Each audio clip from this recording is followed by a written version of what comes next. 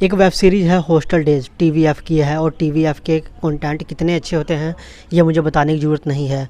तो ये चौथा सीज़न था उसका।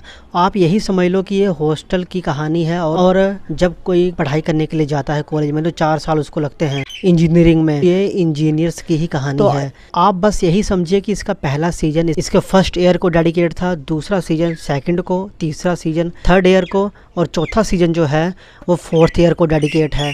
और चौथे सीज़न में क्या क्या होता है ये तो आपको मालूम होगा अगर आपने कॉलेज में पढ़ाई की है। चौथा सीज़न सबसे टफ होता है। ये एक ऐसा सीज़न होता है जहाँ पर टेढ़े से टेढ़े स्टूडेंट भी एकदम सीधे हो जाते हैं। जो स्टूडेंट कभी अपने बिस्तर से उठते नहीं थे वो भी उठकर टाइम पर अपनी अटेंडेंस कंप्लीट करते हैं, पढ़ाई करते हैं, पेपर अच्छे बच्चों की तरह देते हैं, एकदम शरीफ बन जाते हैं। जो नहीं बनते वो बनने की कोशिश करते हैं। क्यों? क्योंकि प्लेसमेंट लेनी होती है। तो बस उसी सभी चीज़ों को बहुत अच्छी तरह से दर्शाती है ये वेब सीरीज़ का ये चौथा सीज़न। 6 एपिसोड हैं। 6 एपिसोड में तरह के प्रॉब्लम सॉल्व करते हुए दिखेंगे हमारे इस स्टोरी के मेन कैरेक्टर। कुछ 4 बॉयज़ हैं और 2 गर्ल हैं। इनका एक फ्रेंड ग्रुप है। बाकी जो सह कलाकार हैं वो तो हैं। कई जूनियर स्टूडेंट भी हैं, उनका भी बहुत अहम रोल दिखाया गया है। अगर आपने इसके तीनों सीजन देखे हैं तो आपको पता है इसमें कॉमेडी भरपूर है और हर एक चीज़ को बहुत अच्छी तरह से ऑब्जर्व करके दिखाया जाता है कि असली में हॉस्टल लाइफ होती क्या है। और अगर आपने हॉस्टल में दिन बिताए हैं तो आप इस सीरीज का इसके एक एपिसोड के एक एक सीन को अच्छी तरह से रिलेट कर पाओगे। और इसके छोटी छोटी जो डायलॉग हैं उस पर भी आपको हंसी आएगी क्योंकि आप रिलेट कर पाते हो उस चीज़ को।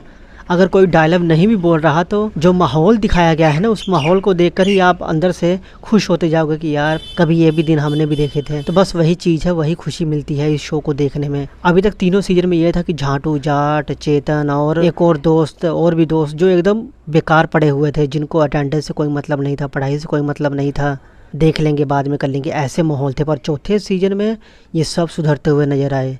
झाटू जो कि अपनी दाढ़ी को कभी काटता नहीं था उसने भी उसका भी मुंडन कर दिया, यहाँ पर उसका भी बलिदान दे दिया। इस सीजन में आपको कॉमेडी तो भरपूर मिलेगी ही, एक्शन भी मिलेगा, ड्रामा मिलेगा और इमोशनल सीन भी बहुत सारे देखने को मिलेंगे जो कि आपको अंदर से टच कर जाएंगे। ये आपको हंसाएगा और इनडायरेक्टली तौर पर ये कई सारे मैसेज दे देगा और कई सारे डार्क साइड भी आपके सामने ला के रख देगा जो कि एजुकेशन सिस्टम में होते हैं, जो कि कॉलेज लाइफ में आपने देखे होते हैं, जिसको आप चाहकर भी सॉल्व नहीं कर पाओगे क्योंकि वो सिस्टम बन गए हैं और उसी सिस्टम के हिसाब से हमको चलना पड़ता है। चाहे आप चलना चाहो चाहे नहीं चलना चाहो, वो सिस्टम आपको घसीट लेगा अपने साथ। ऐसा नहीं कि जिन्होंने हॉस्टल लाइफ जी रखी है ये शो उनके लिए है।